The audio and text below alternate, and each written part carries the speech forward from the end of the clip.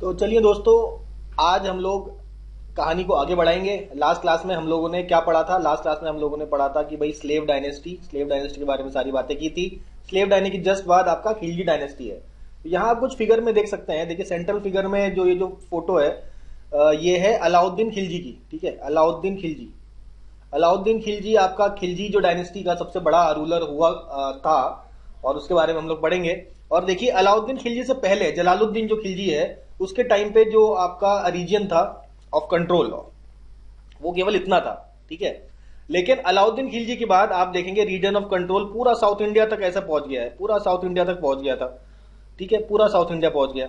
इसमें देखिए आप दौलताबाद, वारंगल, द्वार समुद्र, मदुरई, ये पूरा रीजन आप देख सकते हैं, ये भी कहीं ना कहीं खिलजीज के कंट्रोल में आ गया था। तो आइए स्टार्ट करते हैं खिलजी डायनेस्टी के बारे में, और बातें अभी हम लोग समझेंगे।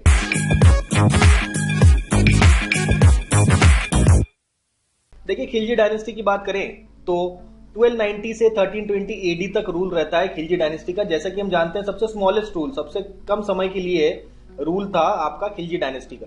तो सबसे पहले रूलर थे जलालुद्दीन खिलजी, और इनको एल्डेस्ट सुल्तान भी बोलते हैं, क्योंकि 70 साल की उम्र हो गई थी तब जाके ये सुल्तान बने। इनको शाइस्ता खान भी बोला जाता है। इनको इब्ने सैफ का मतलब सन ऑफ द स्वॉर्ड, तलवार का बेटा, ठीक है, भी बोला जाता है। इसके बाद नेक्स्ट आते हैं इब्राहिम रुकनुद्दीन जो है 1296 एडी में कुछ समय के लिए बनते हैं सुल्तान। फिर आता है अलाउद्दीन खिलजी का निकनेम आपका अली या अली गुरशप भी था। 1296 से लेके 1316 एडी, तो करीबन आप देख सकते हैं 20 साल। लेकिन 20 साल में जो टेरिटरी इन्होंने एक्वायर करी, जो इन्फ्लुएंस क्या कहते हैं इन्होंने क्रिएट किया, वो काफी ज्यादा मैसिव था। तो टाइटल की बात करें तो अलाउद्दीन खिलजी को बोला जाता था अबुल मुजफ्फर सुल्तान अलाउद्दीन वा दीन मोहम्मद शाह खिलजी। ठीक है, इतना बड़ा नाम था इनका। ठीक है, इसके बाद अलाउद्दीन को बोला गया है समुद्रगुप्त ऑफ सल्तनत। भाई समुद्रगुप्त तो अपने समय का सबसे बड़ा राजा हुआ करता था, तो समुद्रगुप्त से ही कंपेयर कर दिया गया है अलाउद्दीन खिलजी को। किसने किया? आपका देखिए पांडुआ इंस्क्रिप्शन जोधपुर में अलाउद्दीन के बारे में काफी चीजें मेंशन्ड है। ठीक है, नेक्स्ट और बात करेंगे हम लोग। नेक्स्ट अलाउद्दीन खिलजी के बाद 1360 में कुछ समय के लिए बनता है शहाबुद्दीन उमर 1316 में। उसके बाद मुबारक शाह बनता है 1316 टू 1320।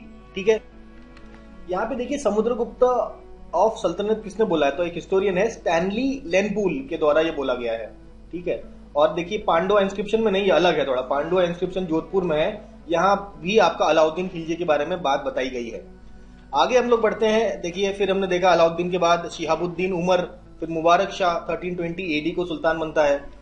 मुबारक शाह के बारे में कुछ बातें जानते हैं। मुबारक शाह फेमस इसलिए है क्योंकि ये एकमात्र ऐसा सुल्तान है दिल्ली सल्तनत का जिसने खुद को खलीफा डिक्लेयर करा दिया और अपने कॉइन्स में लिखवा दिया खलीफतुल्ला, यानी कि खुद को खलीफा डिक्लेयर करने वाला जो रूलर था वो मुबारक शाह था। ठीक है, खिलाफत उल्ला अल इमाम उल इजाम, ये इनका टाइटल था। इसके बाद लास्ट जो रूलर था आपका खिलजी डायनेस्टी का, वो था नसीरुद्दीन खुसरो जो था एक खिलजी नहीं था। ठीक है, 1320 एडी में ये कुछ समय के लिए बनता है सुल्तान। टाइटल इसका खुसरो था। ठीक है, मुबारक खिलजी के द्वारा ये टाइटल दिया गया था। मुबारक खिलजी के बाद नसीरुद्दीन खुसरो को ये टाइटल दिया गया था, और खुसरो का मतलब है कमांडर ऑफ द प्रॉफिट। तो ये एक शॉर्ट इंट्रोडक्शन हो गया आपके खिलजी डायनेस्टी के रूलर्स का। थोड़ा अब जाएंगे डिटेल में। देखिए शुरुआत होता है जलालुद्दीन खिलजी से। तो जलालुद्दीन खिलजी आपके जो लास्ट रूलर है केयूमार, उसके बाद खिलजी डायनेस्टी की स्थापना करते हैं। 6 साल का रूल रहता है इनका, 1290 से 1296। ठीक है, इब्न सैफ बोला गया है इनको, शाइस्ता खान बोला गया, ये ऑलरेडी हम तो जानते हैं। और ये खिलजी डायनेस्टी के हैं फाउंडर। एल्डेस्ट सुल्तान है, 70 ईयर्स की एज में इनका कोरोनेशन होता है। कहां होता है? पैलेस ऑफ किलो खारी में इनका कोरोनेशन होता है। ठीक है, तो इनका बहुत बड़ा योगदान था। जो मंगोल्स थे उनको इस्लाम में कन्वर्ट करने का, इस्लाम प्रमोट करने का मंगोल्स में, ये इसमें बहुत बड़ा योगदान किसका होता है? जलालुद्दीन खिलजी का। उसके बाद बात करते हैं, इन्होंने वैसे तो ये लॉयल, ऑनेस्ट, काफी जनरस, काफी कंपैशन रखने वाले, इवन अगेंस्ट देयर एनिमीज, जो लोग इसके अगेंस्ट रेबल करते थे उनको माफ कर दिया करता था। तो बेसिकली लेकिन सीधी मौला नाम के एक व्यक्ति को पनिश किया था उन्होंने, बाकी मोस्ट ऑफ द रेबल्स को उन्होंने जाने दिया था। तो ये बड़े कंपैशनेट विचारधारा के थे, ठीक है, जो लोगों को पसंद भी नहीं आया। नेक्स्ट अगर बात करें कैंपेन्स की, तो कैंपेन्स इन्होंने करी है 1290 में रणथंबोर में लड़ने गए, 1290 में ही मंदोर में लड़ने गए राजपूतों से। उसके बाद भीलसा में भी इन्होंने अटैक किया, लेकिन बेसिकली भीलसा का जो अटैक था मालवा में, वो इनके इक्तदार थे अलाउद्दीन खिलजी ऑफ काड़ा और मणिकपुर। तो अलाउद्दीन खिलजी के बारे में एक बात करते हैं। अलाउद्दीन खिलजी जो है ये इनके नेफ्यू भी थे और इन्होंने अपनी बेटी की शादी भी इनसे करवाई थी, अलाउद्दीन खिलजी से। अलाउद्दीन खिलजी से जलालुद्दीन ने अपने बेटी की शादी करवाई थी, इसका नेफ्यू भी था, ठीक है। और पावर में कैसे आया अलाउद्दीन? अलाउद्दीन को भेजा मलिक छज्जू, मलिक छज्जू ने रिवोल्ट कर दिया था, मलिक छज्जू को हरा दिया और फिर काड़ा और मणिपुर का गवर्नर बन गया अलाउद्दीन खिलजी। और फिर जलालुद्दीन की बेटी से शादी भी कर ली और टाइटल इसने अपना दिया अमीर ए तुजूक। अमीर ए तुजूक किसका टाइटल है? अलाउद्दीन खिलजी का। आगे बढ़ेंगे तो अलाउद्दीन खिलजी फिर अगला राजा बनता है, मार देता है जलालुद्दीन खिलजी को और बन जाता है राजा। 1296 से 1316 एडी तक रूल करता है, 20 साल का रूल था, लेकिन हम लोग जैसे ही जानते हैं काफी बड़ा इंपैक्ट क्रिएट करता है अलाउद्दीन। अली या गुरशप इनका निकनेम था और इसके फादर का नाम था शिहाबुद्दीन मंसूर खिलजी। शिहाबुद्दीन मंसूर खिलजी का बेटा था और जिसका जन्म हुआ था 1266 एडी में सिरसा में, और कोरोनेशन होता है 21 अक्टूबर 1296। बेसिकली जून में इसने मार दिया था जलालुद्दीन को, फिर जून से लेके अक्टूबर तक, अक्टूबर में जाके फिर कोरोनेशन हो पाया, ठीक है। उसके बाद भाई मारने के बाद ये अपना दिल्ली की तरफ कूच करता है अलाउद्दीन। कई सारे टाइटल मिलते हैं, अबुल मुजफ्फर सुल्तान, अलाउद्दीन वदीन मोहम्मद शाह खिलजी, सिकंदर सेकंड भी बोला गया है, यमी उल खिलाफत नसीर अमीर मोमिनीन, समुद्रगुप्त ऑफ सल्तनत, ये आपका स्टैनली लेनपुल ने बोला है, जैसा कि हम लोग ऑलरेडी जानते हैं। आगे बढ़ेंगे तो अगर हम खिलजी की बात करें क्या क्या कॉन्क्वेस्ट हुए, तो 1296 में हमें जैसे कि पता है इसको सुल्तान बनाया गया। उसके बाद धीरे धीरे उसने अपना एक्सपेंशन की पॉलिसी चालू करी। उसके दो कैपेबल जनरल थे, उलू खान और नुसरत खान। उनको बोला कि जाइए गुजरात में लड़ाई करिए, तो गुजरात में ये लड़ाई करते हैं, गुजरात को कैप्चर करते हैं और वहां से एक और व्यक्ति है मलिक काफूर, जिनका आगे बहुत बड़ा रोल रहता है अलाउद्दीन खिलजी के लाइफ में। तो मलिक काफूर को ये कैप्चर कर लाते हैं। 1299 में जैसलमेर पे अटैक होता है, जिसके राजा थे दूदा और तिलक सिंह। रूलर थे दूदा और दूदा के एसोसिएटेड थे तिलक सिंह। जैसलमेर को भी अपने इन्फ्लुएंस में ले लिया जाता है। 1301 में रणथंबोर पे अटैक करते हैं, किसके द्वारा? यूकेएन के, यानी कि उलू खान और नुसरत खान। तो गुजरात के बाद अगला जो उनका होता है वो रणथंबोर में होता है। उसके बाद आपके 1303, 1305, 1311 में अलाउद्दीन खिलजी अपने अंडर ही पहले तो चित्तौड़ को कैप्चर करते हैं, जहां के रूलर थे राणा रवल रतन सिंह, ठीक है। और 1303 में ही अपना मार्केट सिस्टम ये इंप्लीमेंट कर देते हैं। इनके मार्केट सिस्टम बेसिकली था प्राइस कंट्रोल करने की पॉलिसी थी, काफी ज्यादा इफेक्टिव पॉलिसी थी। 1303 में चित्तौड़ जीतने के बाद ये आते हैं और अपना मार्केट पॉलिसी को इंप्लीमेंट कराते हैं, ठीक है, ताकि प्राइस हमेशा कंट्रोल में रहे। मतलब जनता जब तक प्राइस कंट्रोल है तब तक खुश है, ठीक है। प्राइस अगर कंट्रोल है तो ज्यादा टैक्स भी वसूला जा सकता है, क्योंकि भाई कम पैसों में अगर महंगाई ज्यादा है तो ज्यादा टैक्स वसूल नहीं पाओगे आप। तो ये सब लॉजिक लगा के मार्केट रिफॉर्म्स किए थे अलाउद्दीन खिलजी ने। किस लिए? प्राइस कंट्रोल करने के लिए। तो ये चित्तौड़ के बाद इन्होंने प्राइस कंट्रोल करवाया। उसके बाद 1305 में मालवा पे अटैक करते हैं, जिसके राजा थे शीतल देव, और फिर जालोर में अटैक किया जाता है 1311 में। अच्छा, अभी 1305 के बाद ये साउथ में भी एक अपना कैंपेन भेजते हैं, किसके अंदर? मलिक काफूर के अंडर। तो अब देखिए साउथ के कैंपेन्स की अगर बात करें तो सबसे पहले जैसा कि हम लोग जानते हैं देवगिरी में, और ये सारा देखिए मलिक काफूर के अंडर हो रहा है। 1307 में मलिक काफूर जनरल था जो साउथ इंडिया का कैंपेन करता है अलाउद्दीन खिलजी का, और साउथ में भेजता है मलिक काफूर को और नॉर्थ में अपना कैंपेन जारी रखता है अलाउद्दीन खिलजी। तो देवगिरी को पहले अटैक करता है, रामचंद्र देव को हराता है, उसको अपना एलाई बनाता है। फिर वारंगल को अटैक करता है। वारंगल बेसिकली आपका तेलंगाना रीजन में है। यहाँ पे काकाटिया डायनेस्टी रूल करती थी, वहां का रूलर था प्रताप रुद्र। वारंगल के बाद और नीचे जाते हैं साउथ में, और वहां आता है होयसाल रूलर थे वीर बल्लाल थर्ड, इसको भी हराता है। और फाइनली पांड्या किंगडम पे अटैक करता है, लेकिन पांड्या किंगडम से ये हार जाता है। तो होयसाल तक ही रहता है, पांड्यास को कैप्चर नहीं कर पाता है, ठीक है। मलिक काफूर फिर अपना वापस लौट जाते हैं। देखिए रेबेलियन भी हुआ था काफी ज्यादा। रेबेलियन में देखिए मंगोल रेबेलियंस थे। देखिए हमने जानते हैं कि गुजरात इन्होंने कैप्चर किया था 1298 में। तो इसमें देखिए जो मंगोल आपके सोल्जर्स थे, आपके मंगोल सोल्जर्स भी इस पर्टिकुलर कैंपेन में थे। तो ये जो मंगोल सोल्जर्स थे ये न्यू मुस्लिम्स थे, मतलब जैसे कि हमने बताया जलालुद्दीन खिलजी ने काफी नए मुस्लिम्स कन्वर्ट किए थे मंगोल्स, तो ये नए कन्वर्ट मुस्लिम्स थे। और ये जो आपका गुजरात को इन्होंने हराया तो गुजरात को लूट लिया, तो जो भी प्लंडर किया उसमें एक बड़ा हिस्सा मांग रहे थे, इनको कम हिस्सा दिया गया, इसलिए इन्होंने रिवोल्ट कर दिया मंगोल्स ने 1299 एडी में। इसके बाद इसके जो नेफ्यू हैं अलाउद्दीन खिलजी के, तो उन्होंने भी काफी ज्यादा रिवोल्ट किया। जैसे अकद खान नेफ्यू था, 1301 में रिवोल्ट करता है। इसके बाद उमर, मुंगू खान, ये सब नेफ्यू था। और जो उमर था वो बदायूं का इक्तदार था, और मुंगू खान आपका अवध का इक्तदार था। इसके बाद आपका हाजी मौला, ये सारे रिवोल्ट्स होते हैं अगेंस्ट अलाउद्दीन खिलजी। फिर बात करते हैं अलाउद्दीन खिलजी जो था, उसने बेसिकली जलालुद्दीन को मारने के बाद फिर रूल पे आता है, तो उसको हमेशा डर लगा रहता था उसके जो नोबल्स हैं, उसके अंडर जो नोबल्स हैं वो आपस में ऐसे खिचड़ी पकाएंगे और इसका तख्ता पलट कर देंगे। तो उनको कंट्रोल करने के लिए इसने कहा कि भाई कोड ऑफ प्रिवेंशन रूल्स, कुछ कुछ रूल्स हैं आपको फॉलो करने पड़ेंगे। तो ऐसे 4 एडमिनिस्ट्रेटिव रूल्स उसने लागू कराया। पहला रूल था कि जो भी इनके अमीर थे, जो नोबल्स थे जिनको अमीर बोला जाता है या रिच पीपल, उनका जो प्रॉपर्टी है वो उन्होंने सीज करना शुरू किया in the name of donation and gifts, तो उनका पावर कम होगा जिससे। इसके अलावा इंटेलिजेंस डिपार्टमेंट, ताकि जो भी खुफिया जानकारी है वो अलाउद्दीन को मिलती रहे रेगुलर बेसिस पे। तो ये जो इंटेलिजेंस डिपार्टमेंट में जो स्पाइस थे उनका नाम था मुहनैन या मुनहिस, और इसका जो हेड था उसको क्या कहा जाता था, बरीद। बरीद was the chief of the spy intelligence department.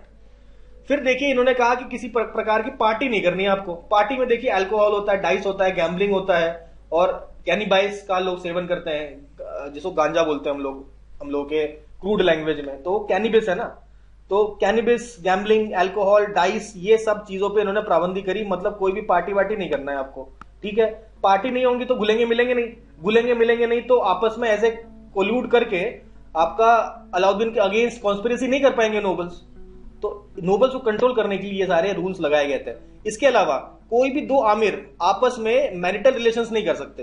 Actually क्या होता है, एक नोबल है N1, दूसरा नोबल है N2, इन्होंने आपस में मैरिटल रिलेशनशिप कराया। तो मैरिटल रिलेशनशिप कराने के बाद ये दोनों आपके इकट्ठा हो गए और पावरफुल हो गए, जो कि ये नहीं चाहता था। तो जो भी आमिर लोग थे, जो आपके नोबल मेंस थे अंडर अलाउद्दीन खिलजी, उनको आपस में मैरिटल रिलेशनशिप करने का अनुमति नहीं दिया गया। तो ये 4 रूल्स थे आपके, ठीक है, rules, code of prevention rules, 4 ordinances for administrative regulation, ठीक है। फिर कुछ स्पेशल डिपार्टमेंट्स खोला, कुछ डिपार्टमेंट्स ओपन किए गए, जैसे दीवाने इंशा। अब एग्जाम में डायरेक्ट पूछता है दीवाने इंशा किस लिए है, तो इंशा मतलब जो आपके रॉयल लेटर्स हैं उसको ड्राफ्ट करने का काम और लोकल अथॉरिटीज तक पहुंचाने का काम।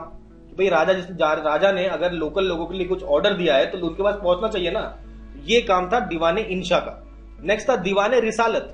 दीवाने रिसालत वही है, ड्राफ्ट लेटर्स, लेकिन अब लोकल लोगों के लिए नहीं, फॉरेन एम्बेसडर्स के लिए। भाई फॉरेन दूसरे देश में कोई राजा है, उनको अगर कुछ खबर पहुंचाना है, कुछ मैसेजिंग करना है, उसके लिए था दीवाने रिसालत, ठीक है। तो एक समझ लीजिए कि इंशा मतलब होम अफेयर्स तो कहना गलत होगा, बट ठीक है आप समझ लीजिए, होम मतलब अंदर की बात, और रिसालत मतलब फॉरेन अफेयर्स। उसके बाद रियासत, ये रिसालत है, ये रियासत है। रियासत मतलब कॉमर्स मिनिस्टर, वजीरत मतलब फाइनेंस डिपार्टमेंट, अरीज जैसा कि हम जानते हैं वो है वॉर मिनिस्टर, दीवाने अरीज, और शहनाए मंडी, ये इंपॉर्टेंट था। हमने कहा कि इन्होंने मार्केट बनाया, ठीक है। हर एक मार्केट का जो रूलर था, रूलर कह रहे हैं, जो आपका हेड था उसको कहते थे शहना। 3 मार्केट थे और तीनों मार्केट में 3 शहना होंगे। इन सारे शहना का जो चीफ होगा उसको बोलेंगे हम लोग शहनाए मंडी, ठीक है। तो ये एक और इनका डिपार्टमेंट था। और मार्केट जो इन्होंने पॉलिसीज लगाई थी आपका प्राइस कंट्रोल करने के लिए, तो भाई उसका इंप्लीमेंटेशन कहीं ना कहीं शहना मंडी को ही कराना होता था। चलिए आगे बढ़ते हैं, बात करते हैं मुहतसिब। मुहतसिब कौन है, रेगुलेटेड वेट्स एंड मेजर्स का रेगुलेशन करने वाले। उसके बाद पुरवानानविस, ये आपका जो भी ट्रेडर्स होते हैं ना, जो भी आपके मंडी में अपना ट्रेडिंग करने का काम करते हैं, उनको लाइसेंस देने का काम होता था इसका। इसके बाद मुनहैन और मुनही, ये तो पता है स्पाई होते थे। और बरीद मुमालिक, ये आपका इंटेलिजेंस जो डिपार्टमेंट था उसका चीफ ऑफिसर हुआ करता था।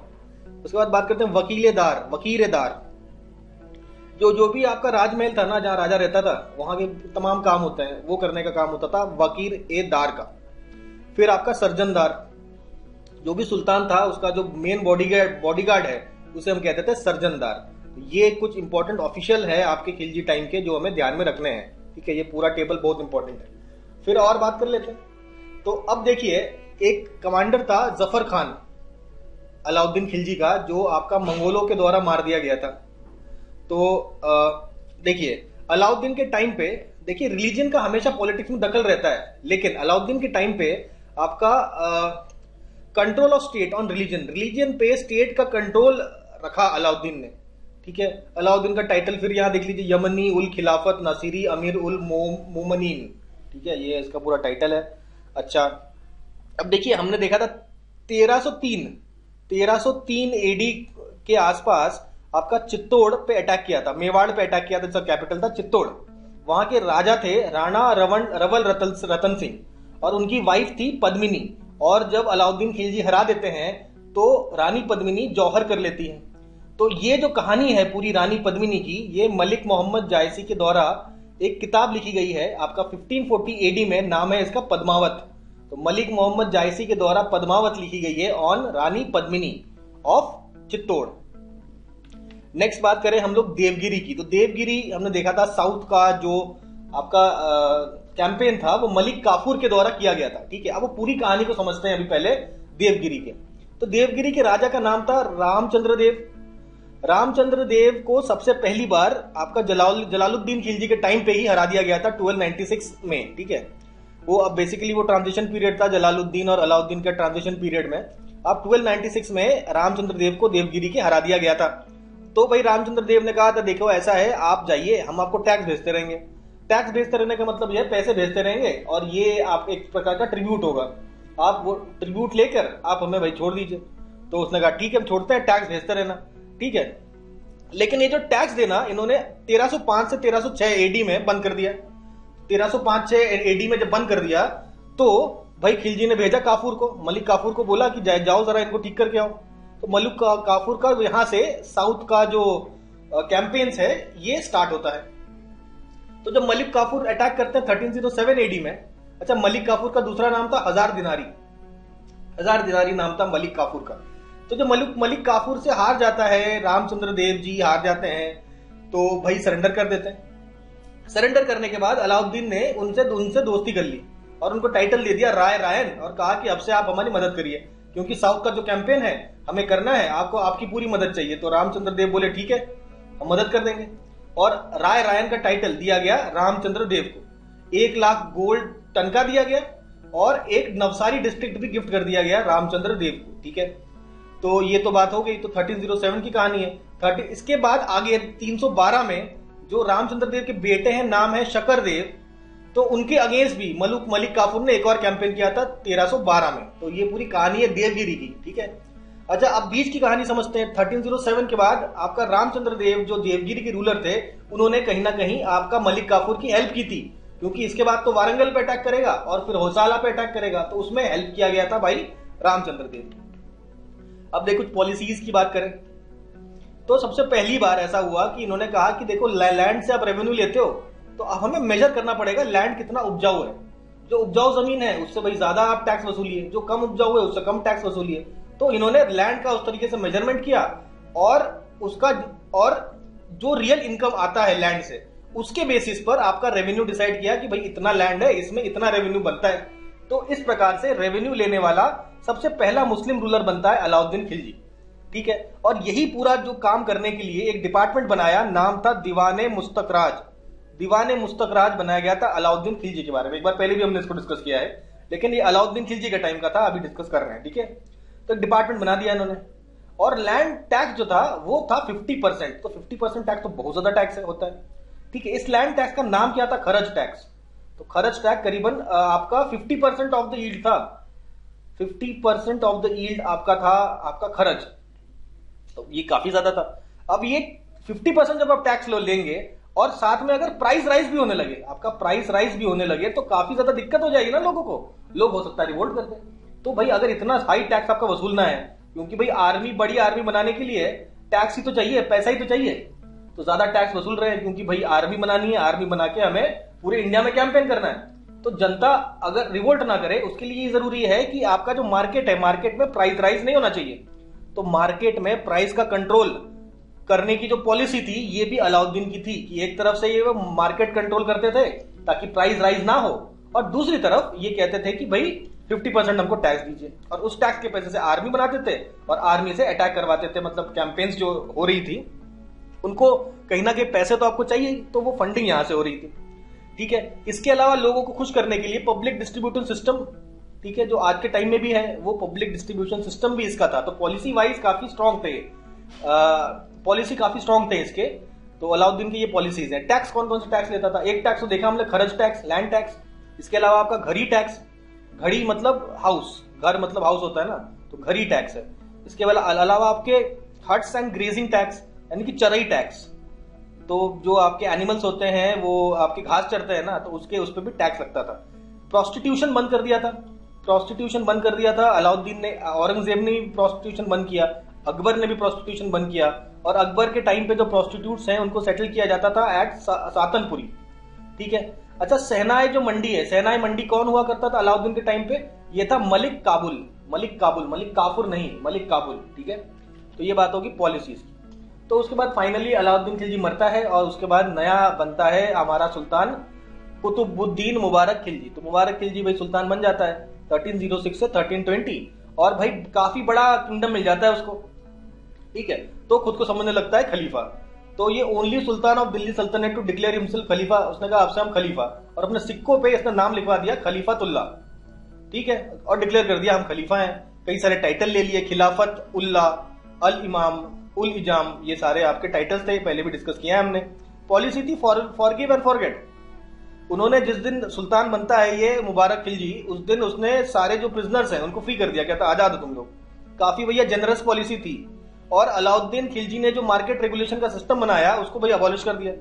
ठीक है, और भाई इसको कई सारे टाइटल मिले थे अलाउद्दीन के द्वारा। इसको शहनाई पील बनाया गया था, मतलब हाथियों का मार्केट था। हाथियों के मार्केट का हेड है शहनाई पील। ठीक है, हमने कहा था ना 3 मार्केट है, 3 मार्केट में एक हाथियों का मार्केट भी था जिसका नाम था शहनाई पील, जो अलाउद्दीन ने इसको बनाया था, इसी को बनाया था मुबारक खिलजी को। तो शहनाई पील भी था, और जफर खान भी बुलाते थे, जफर खान बुलाते थे। ठीक है, तो यहाँ पे देखिए थोड़ा इन्फॉर्मेशन को करेक्ट करिए। तो ये शहनाई पील जो था, मलिक दिनार नाम का एक व्यक्ति था जिसको शहनाई पील बनाया गया था बाई अलाउद्दीन। इसी मलिक दिनार को जफर खान का टाइटल कौन देता है? ये देता है मुबारक खिलजी। तो यहाँ पे ये बात लिखी गई है। ठीक है, ये मलिक दिनार नाम के व्यक्ति की बात यहाँ पे हो रही है। तो ये सब कुछ इंपॉर्टेंट पॉइंट्स है जो कहीं ना कहीं इधर उधर क्वेश्चंस में आए हुए हैं, पुरानी ईयर के क्वेश्चंस में, जो यहाँ पे हम लोग मेंशन कर रहे हैं। तो ये एक प्रकार का आपका नोट्स भी बन जा रहा है। ठीक है, तो इसलिए ये सब चीजें ऐड की, एक्स्ट्रा चीजें, ताकि आपका एक पूरी तरीके से संपूर्ण तरीके से आपका रिवीजन भी हो सके और आपका कोर्स कवरेज भी हो पाए। ठीक है, चलिए आगे बढ़ेंगे हम लोग। तो नेक्स्ट पार्ट की अगर बात करें तो जो मुबारक खिलजी है उसने खुतबाबाद या कुब्बतुल नगर, ठीक है, ये कौन सा रीजन है? बेसिकली जो देवगिरी जीता था ना इन्होंने, तो देवगिरी का ये सारे नाम रखे गए हैं, खुतबाबाद, कुब्बतुल नगर। ठीक है, आगे तुगलक आते हैं, तुगलकों ने इस देवगिरी का नाम चेंज करके कर दिया था दौलताबाद। ठीक है, दौलताबाद को मॉन्यूमेंट ऑफ मिसगाइडेड पावर भी बोला गया है बाय हिस्टोरियंस। और इसी कुतुबाबाद या दौलताबाद में एक मिंट की स्थापना की जाती है बाय मुबारक खिलजी। अब मुबारक खिलजी के बारे में बरनी ने ऐसी बात बताई है कि वो आधे टाइम कपड़े नहीं पहनता था, he used to run naked, और लड़कियों के कपड़े पहना करने का शौक था इसको। तो अलग अलग भाई शौक है इनके। तो ये सब मुबारक खिलजी के बारे में ये बात की गई है। चलिए अब बात कर लेते हैं हम लोग नसीरुद्दीन खुसरो शाह, जो बेसिकली आखिरी रूलर था खिलजी डायनेस्टी का। तो ये आपका मुस्लिम कन्वर्ट था, पहले हिंदू था, हिंदू से मुस्लिम कन्वर्ट किया गया था, और ये था प्राइम मिनिस्टर ऑफ। मुबारक खिलजी का जो प्राइम मिनिस्टर था वो था आपका नसीरुद्दीन खुसरो शाह। तो भैया मुबारक शाह को हटाकर बन जाता है ये रूलर नसीरुद्दीन खुसरो शाह, और ये गुजरात का रहने वाला था। ठीक है, नेक्स्ट बात अगर हम करें तो इसको पूरा सपोर्ट था, जो क्योंकि हम जानते हैं गुजरात का रेसिडेंट था, तो गुजरात के जो हिंदू सोल्जर्स हैं, क्योंकि ये हिंदू से मुस्लिम कन्वर्ट किया था, तो हिंदू सोल्जर्स काफी सपोर्ट करते थे।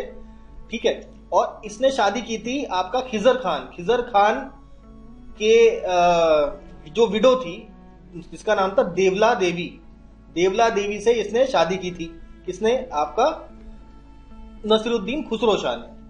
चलिए अब और कुछ बात करते हैं। तो कुछ लोगों को आपका कुछ टाइटल्स दिया गया, जैसे आइनुल मुल्क मुल्तानी को अली मुल मुल्क टाइटल दिया गया, सूफी खान को यूसुफ सूफी का टाइटल दिया गया, हुसमुद्दीन को खाने खाना टाइटल दिया गया, और बरदू रणढोल को राय रायन का टाइटल दिया गया। ये कुछ लोगों को स्पेशल टाइटल दिए गए, किसके द्वारा? मुबारक खिलजी के द्वारा, सॉरी मुबारक नहीं, नसरुद्दीन खुसरो शाह के द्वारा। लेकिन इसके जो ओपोनेंट्स थे, ओपोनेंट्स इसको कहते थे कि ये एनिमी ऑफ इस्लाम है, इस्लाम का दुश्मन है। हालांकि जो निजामुद्दीन औलिया उस समय थे, निजामुद्दीन औलिया को इसने 5 लाख तनख्वाह दिया था और उन्होंने एक्सेप्ट भी किया था, और निजामुद्दीन औलिया ने एक्नॉलेज किया था अथॉरिटी ऑफ खुसरो शाह। हालांकि कुछ लोग कहते थे कि भाई ये एनिमी ऑफ इस्लाम है, लेकिन निजामुद्दीन औलिया का एक्सेप्टेंस इस बात को नेगेट करता था। ठीक है, इन एनी केस ये ज्यादा दिन तक अपना चला नहीं पाया, उसके बाद अगली डायनेस्टी आ गई। अब देखिए एक इंपॉर्टेंट चीज के बारे में हम डिस्कस करेंगे, नॉन पॉलिटिकल, जो है आपका नॉन पॉलिटिकल तो क्या पॉलिटिकल ही है, लेकिन थोड़ा एडमिनिस्ट्रेशन से रिलेटेड है, वो है इक्ता सिस्टम। तो इक्ता सिस्टम के बारे में देखा जाए तो सबसे पहले स्टार्ट किया था इसको आपका मोहम्मद घोरी ने। मोहम्मद घोरी के कई सारे इक्तदार थे, जैसे ऐबक हो गया, नसरुद्दीन कुबाचा हो गया। ठीक है, तो इसके बाद ऐबक जो था उसको दिल्ली का, जो बेसिकली दिल्ली वाला रीजन ऐबक संभालता था, नसरुद्दीन कुबाचा आपका ये मुल्तान वाला और ये सब रीजन संभालता था, मुल्तान रीजन मोस्टली। तो ऐबक को इसने जब आता है, ऐबक दिल्ली का सुल्तान बनता है, सॉरी दिल्ली कंट्रोल करता है, सुल्तान तो उस समय नहीं बना था। तो आपको इल्तुतमिश को इसने इक्ता दिया था बदायूं का। ठीक है, बदायूं का इक्ता दिया था इल्तुतमिश को। बाद में भाई इल्तुतमिश जब राजा बनता है तो इसने इक्तादारी सिस्टम को पूरा एकदम प्रॉपर तरीके से इंप्लीमेंट करना चालू किया और आपके एडमिनिस्ट्रेशन का एक इंपॉर्टेंट पार्ट बना लिया। किसके टाइम पे? इल्तुतमिश के टाइम पे। भाई घोरी और ऐबक के टाइम पे इतना ज्यादा एडवांस सिस्टम नहीं था। ठीक है, हाँ होते थे इक्तदार, लेकिन प्रॉपर एक एडमिनिस्ट्रेटिव सेटअप नहीं बनाया गया था। लेकिन इल्तुतमिश ने प्रॉपर एक एडमिनिस्ट्रेटिव सेटअप बनाया और एडमिनिस्ट्रेशन का एक इंपॉर्टेंट पार्ट बनता है इक्तादारी सिस्टम, और इसके सारे डिटेल्स आपके जियाउद्दीन बरनी के जो लिखे हुए किताबों में आप देख सकते हैं। तो इसके बाद ऑब्वियसली इल्तुतमिश के बाद बलबन बनता है, जो भी इसको कंटिन्यू करता है इस सिस्टम को। नेक्स्ट अगर हम बात करें बलबन की बात हमें करनी पड़ेगी। ठीक, बलबन ने कहा कि ये इक्तादारी सिस्टम तो बढ़िया है, इस इक्तादारी सिस्टम में आप एक ख्वाजा या साहिब दीवान अपॉइंट कीजिए, ठीक है, इक्ताज में, ताकि इक्ताज का जो फाइनेंशियल जो सिचुएशन है उस पर ध्यान रखा जा सके, इक्तदार अपनी मनमानी ना करे। इसके बाद बलबन ने कहा कि ये जो इक्ताज जो हमने दिए हैं ये हम वापस लेते हैं और इसके बदले आपको पेंशन दिया जाएगा। लेकिन इस पर्टिकुलर जो डिसीजन है इसको क्या कहते हैं, बाद में विड्रॉ कर लिया गया था, क्योंकि उसके जो कोतवाल फखरुद्दीन दिल्ली के कोतवाल थे, उन्होंने कहा था कि ऐसा करना ठीक नहीं होगा, जितने भी आपके जो सोल्जर्स हैं इससे हो सकता है कि गुस्सा हो जाए। तो वापस में इसने विड्रॉ कर लिया था बलबन ने। ठीक है, जो मिलिट्री इक्तादार थे, जो मिलिट्री में काम करने वाले इक्तादार थे, उनको सर्वर ए कल्ब भी बोला जाता था, और सारा पैसा डिस्ट्रीब्यूट कर देते थे, सैलरी वैलरी सबका डिस्ट्रीब्यूट करने के बाद जो पैसा बच जाता था, रिमेनिंग इनकम, वो राजा अपने पास रख देता था और इसको नाम देता था फवजिल। तो फवजिल क्या है, सर्वर ए कल्ब क्या है, ये सारे जो टर्म्स हैं ये इंपॉर्टेंट होते हैं, हमें पता होने चाहिए। अब हम लोग भाई आते हैं दोबारा खिलजीज पे, बात तो खिलजीज की हो रही है। तो इस इक्तादारी सिस्टम में ही आगे अलाउद्दीन खिलजी ने कुछ इक्ताज, छोटे छोटे इक्ताज हैं, उसको खालसा कन्वर्ट कर दिया। खालसा का मतलब क्या है भाई, ये आपका राजा है, राजा के अंतर्गत कई सारे इक्तादार हैं, ठीक है, और कई सारे इक्तादार हैं। तो इनमें से एक छोटा सा इक्तादार, मतलब इसमें सारे आपके इक्तादार हैं, ठीक है, I1 I2 I3, ठीक है, और ये जो इसमें I4 है, इस I4 को हटा के ये वाला जो रीजन है, राजा ने कहा कि ये डायरेक्टली मेरे अंतर्गत चला आएगा। तो अभी के सिचुएशन में देखा जाए तो ये सारे हो गए स्टेट्स, ठीक है, जिसमें एक इक्तादार आपका मेन होगा, हेड करेगा, और ये होता है यूनियन टेरिटरी जो डायरेक्ट किंग रूल करेगा। ऐसे यूनियन टेरिटरीज को, ठीक है, यूनियन टेरिटरीज शब्द यूज कर रहा हूं ताकि आप समझ पाए, रिलेट कर पाए मॉडर्न टाइम से, तो उसको बोला जाता था खालसा, ठीक है। और कई जगह ये इक्ता की जगह कैश देना स्टार्ट कर दिया। पहले तो इक्ता ही मिलेगा, लैंड ही मिलेगा आपको in the form of salary. तो अलाउद्दीन खिलजी के टाइम पे उन्होंने कहा भैया लैंड वैंड मतलब कैश ले लो इतना पैसा, ठीक है, एज अ सैलरी, आपको कोई लैंड अलॉट नहीं किया जाएगा। ऐसा अलाउद्दीन खिलजी ने किया। इसके बाद आता है लोधी पीरियड। लोधी पीरियड में जो इक्तादार का नाम बदल के कर दिया गया वजहदार, तो लोधी पीरियड में वजहदार होता है, ठीक है, और सेम आपका वजहदार वाला सिस्टम जो शेरशाह सूरी के टाइम पे भी चला। लोधी टाइम में एक स्पेशल होता था, कमांडर जो है, जो आपका सेना का कमांडर था, उसको जो इक्ता दिया जाता था उसको वो डिसबैंड करके उस इक्ता को सोल्जर्स में डिस्ट्रीब्यूट कर देता था और कहता था कि भाई यो तुम्हें लैंड दिया गया है, इससे जो पैसा आएगा वो उससे तो अपना सैलरी समझो। इस तरीके का सिस्टम लोधी पीरियड में हुआ। तो अब हमने यहां समझ में आ गया हमें कि इक्ता जो सिस्टम था, इक्ता सिस्टम किस तरीके से चेंज हुआ अलग अलग डायनेस्टीज में। हम लोगों ने स्टार्ट किया विद द स्लेव डायनेस्टी, देखिए ना, सबसे पहले स्लेव डायनेस्टी से स्टार्ट किया। इल्तुतमिश बलबन देखा हमने, बलबन का हमने देखा किस तरीके से उन्होंने ख्वाजा साहिब दीवान अपॉइंट करना चालू किया, ठीक है। फवजिल क्या होता है कुछ टर्म्स देखे। उसके बाद भाई खिलजी में आ गए, खिलजी कैसे करता था, लोधी कैसे करता था, ये सब हमने इक्तादारी सिस्टम के ऊपर आपसे बात कर ली है, ठीक है। अब एडमिनिस्ट्रेशन के ऊपर कुछ और बात कर लेते हैं। तो एडमिनिस्ट्रेशन की बात हम लोग करें तो जो प्रोविंसेस थे भाई, तो होता था सबसे पहले प्रोविंस, यानी कि या तो कह लीजिए इक्ता, प्रोविंसेस के नीचे होते थे डिस्ट्रिक्ट्स। डिस्ट्रिक्ट्स को नाम दिया गया था शिक, किसके द्वारा दिया गया था, 1279 एडी में बलबन के द्वारा दिया गया था। और इस शिक का जो हेड होता था उसको बोलते थे शिकदर। इन डिस्ट्रिक्ट्स के भी जो अंतर्गत आते थे कुछ परगनाज, ठीक है, मतलब कई सारे परगना मिलके एक डिस्ट्रिक्ट बनाते थे, ठीक है, और कई सारे डिस्ट्रिक्ट्स मिलके फिर आपका फाइनली एक इक्ता बनाते थे। तो सबसे छोटा यूनिट आपका कह सकते हैं परगना हो गया, डिस्ट्रिक्ट से भी छोटा, तो वो आपका उसमें 2 ऑफिसर्स इंपॉर्टेंट होते थे। ऐसे एक होता था मुशरिफ, मुशरिफ जो होता था वो आपका रेंट फिक्स करता था, भाई कितना रेंट लेना है लैंड से। और एक होता था अमील, जो होता था chief officer of that Pargana. तो अमील का मतलब ये समझ लीजिए डीएम था, ठीक है, उस समय। अच्छा, डीएम तो डिस्ट्रिक्ट का होता है, नहीं छोड़िए भूल जाइए। अमील होता था परगनास का हेड, ठीक है। ये जो परगना वर्ड है ये पहली बार किसने यूज किया था, शम्स सिराज अफीफ ने यूज किया था, ठीक है। और अकॉर्डिंग टू शम्स सिराज अफीफ 55 परगना थे आपके दोआब रीजन में फिरोज शाह के टाइम पे, ठीक है। तो ये कुछ बातें हमने देखी, एडमिनिस्ट्रेशन के अलग अलग यूनिट्स कौन से होते थे। अब इंपॉर्टेंट है आपका विलेज एडमिनिस्ट्रेशन। तो भाई विलेज की अगर बात करें, लोएस्ट एडमिनिस्ट्रेटिव यूनिट हुआ करता था ग्राम या विलेज, और इसमें होते थे हेरिडिटरी ऑफिसर, कोई ऐसा पंचायत वाला सिस्टम नहीं था। और ये जो हेरिडिटरी ऑफिसर होते थे कहते थे कि भाई तुम इस ग्राम के इंचार्ज हो, तो ये आपस में उनसे रेंट लेते थे और रेंट का नाम देते थे किस्मत ए खूटी। तो खूट होते थे, खूट्स, जो हेरिडिटरी ऑफिसर्स उनको खूट्स बोला जाता था, या मुकद्दम बोला जाता था, या भाई चौधरी बोला जाता था। बेसिकली वो एक जमींदार हुआ करता था और कहता था कि इस विलेज में जो भी लैंड है उससे भाई रेंट लेने का काम तुम्हारा। तो जो रेंट वो लगाते थे उन रेंट का नाम कहते थे ये किस्मत है खूटी, ठीक है। ये रेंट लगाते थे और कुछ एक्स्ट्रा रेवेन्यू भी इनकम करने के लिए और रेंट लगा देते थे, जिसको बोलते थे हुकूक खूटी। तो ये जो खूटी सिस्टम उस समय हुआ करता था, तो ये खूटी सिस्टम को बंद किसने कराया, तो अलाउद्दीन खिलजी आता है, उसने कहा ये खूटी वूटी सिस्टम जो आप चला रहे हो ये ठीक नहीं है। तो इसने कहा कि ये कोई हेरिडिटरी ऑफिसर नहीं होगा, अब से होगा सेंट्रल एम्प्लॉय, सेंटर से एम्प्लॉय चूज करके भेजा जाएगा ग्राम को आपका देखने के लिए, जो भी विलेजेस वगैरह है उनकी प्रॉब्लम सॉल्व करने के लिए, ठीक है। एक सेंट्रल एम्प्लॉय भेजा जाएगा जो कि जिसका नाम होगा या तो अमील कह लीजिए, या तो नवसिंदा, या सरहना, या मोहसिल, ठीक है। और ये सारे जो आपके पटवारी हैं, जो जिनके पास सारे जो लैंड रिकॉर्ड्स होते हैं, सारे लैंड रिकॉर्ड्स को इंस्पेक्ट करवाया।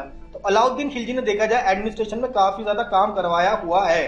तो खूट सिस्टम को कहीं ना कहीं आपका अलाउद्दीन खिलजी खत्म करता है। तो देखिए एडमिनिस्ट्रेशन को लेके कुछ और बातें हम लोग समझते हैं। तो ग्रुप ऑफ 84 विलेजेस, 84 विलेजेस की ग्रुप को, बेसिकली ये सब इंफॉर्मेशन इब्न बतूता के द्वारा दिया गया है। तो उन्होंने कहा कि 84 विलेजेस का एक ग्रुप को बोला जाता था चौरासीज, और 100 विलेजेस के एक ग्रुप को एक मंडल बोला जाता था या सादी बोला जाता था, ठीक है। रेवेन्यू सिस्टम की बात करें, रेवेन्यू सिस्टम आपका जो दिल्ली सल्तनत के एरा में था, तो रेवेन्यू सिस्टम कैसे मेंटेन किया जाता था, तो जो भी फाइनेंशियल प्रिंसिपल्स आपके हनफी ब्रांच है, एक पंथ है, हमने देखा था इस्लाम का एक पंथ हनफी भी है। तो हनफी ब्रांच बेसिकली एक सुन्नी पंथ है। तो हनफी ब्रांच के जो लीगल आइडियाज है, लीगल प्रिंसिपल्स है, उनका इस्तेमाल करते थे फॉर रेवेन्यू सिस्टम। और इस रेवेन्यू सिस्टम को काफी ज्यादा चेंजेस किए गए आपके अलाउद्दीन खिलजी के टाइम पे, और बाद में जाके मोहम्मद बिन तुगलक ने आपके डिटेल्ड अकाउंट रखना चालू कर दिया इनकम और एक्सपेंडिचर का, ठीक है। तो देखिए आपका अलाउद्दीन खिलजी आए, फिर तुगलक आया, खिलजी और तुगलक के बाद फिर देखिए आता है प्रॉपर रेवेन्यू डिपार्टमेंट बना, कंप्लीटली डेवलप हो गया किसके टाइम पे, फिरोज शाह तुगलक के टाइम पे। और रेवेन्यू करीबन 6 करोड़ 25 लाख रेवेन्यू आने लग गया, फिक्स कर दिया गया कि भाई इतना आपका पैसा सेंटर को मिलना चाहिए, और 80 लाख इसमें तो दोआब रीजन से ही आता था, ठीक है। फिरोज शाह तुगलक को ऐजा भी बोला जाता था भाई, फॉरेन ट्रैवलर्स। अच्छा, अब देखिए बख्शी कौन है, रेवेन्यू डिपार्टमेंट देख लिया। अब कुछ और एडमिनिस्ट्रेटिव फीचर्स के बारे में बात करते हैं। बख्शी कौन होता था, जो भी मिलिट्री एडमिनिस्ट्रेटर हुआ करता था उसको बख्शी बोला करते थे। और दीवाने मुस्तकराज हमने देखा भाई, इनका काम होता था फाइनेंशियल रेंट वगैरह इकट्ठा करना, ठीक है, दीवाने मुस्तकराज। फिर फिरोज शाह तुगलक ने एक स्पेशल चीज चालू की, उसने कहा कि भाई जो भी आर्मी में काम करेगा उसका बेटा भी काम करेगा, यानी कि आर्मी को हेरिडिटरी बना दिया। इवन जो इक्तेदारी सिस्टम है, इक्तेदारी सिस्टम को भी हेरिडिटरी बना दिया कि भैया इक्ता जिसके पास है उसका बेटा ही उसको इक्ता मिलेगा, अगले जनरेशन को ऑटोमेटिक मिल जाएगा। तो ऐसा कुछ सिस्टम बना दिया। उसके बाद हमने देखा ख्वाजा साहिब दीवान किसके द्वारा स्टार्ट किया, बलबन के द्वारा। और काम क्या था इसका साहिब दीवान का, भाई इक्ता में जाता था और इक्तादार के इनकम के बारे में असेसमेंट देता था जाके बलबन को। ऑफिशियल लैंग्वेज अगर पूछा जाए दिल्ली सल्तनत रूलर्स का, मोस्टली आपके जो टर्किश रूलर्स का, वो था पर्शियन। और यहाँ पे देखिए मलिक काफूर के बारे में पता है और मलिक सरवर के बारे में पता है, जो गवर्नर की जो थे जौनपुर के गवर्नर, ये सारे दोनों ही यूनक थे, ठीक है। इसके अलावा फिरोज शाह तुगलक ने आपका vocational courses, basically Firoz Shah Tughlaq के टाइम पे ये स्किल इंडिया मूवमेंट चला रहे थे, ठीक है। तो वोकेशनल कोर्सेस लॉन्च किया इन्होंने और एम्प्लॉयमेंट एक्सचेंज की भी स्थापना की। किसके टाइम पे? फिरोज शाह तुगलक। बहुत इंपॉर्टेंट है ये सब क्वेश्चन, ये सब पूछे गए क्वेश्चन है, बहुत इंपॉर्टेंट।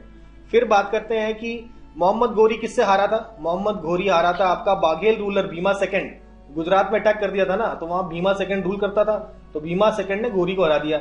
इल्तुतमिश की अगर हम बात करें तो इल्तुतमिश करता था divine right theory of kingship. तो कहते हैं राजा का जो हक है वो डिवाइन है, ठीक है ना, भगवान के दिया हुआ हक है, ऐसा मानता था, ठीक है। और बलबन ने तो सबके सामने रख दिया ये कि भैया डिवाइन राइट ऑफ थ्योरी को जो है लोगों के सामने रखने का काम किसने किया था? बलबन ने किया था।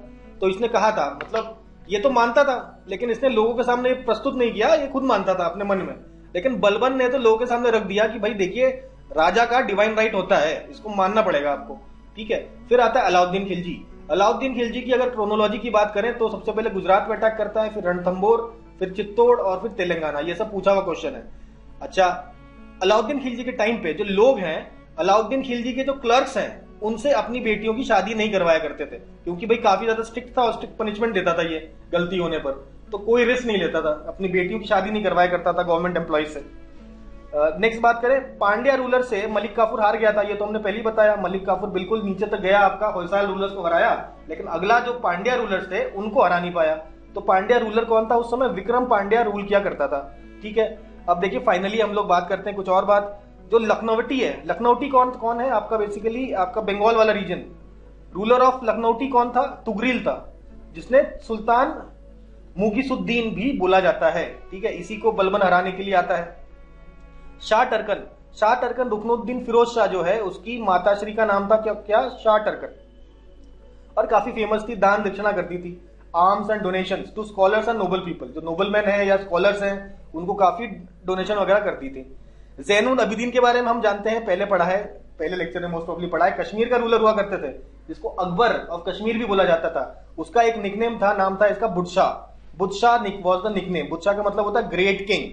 तो ये कुछ बातें और हम लोगों ने मिसलेनियस बातें देख ली। तो अभी तक हम लोग खत्म कर चुके हैं हमारा स्लेव डायनेस्टी, दिल्ली सल्तनत हम लोग पढ़ रहे हैं, स्लेव डायनेस्टी खत्म, और आपका खिलजी डायनेस्टी हम भी हमारा खत्म हो चुका है। तो यहां तक आप लोग रिवाइज करिए, मिलते हैं अगले सेशन में।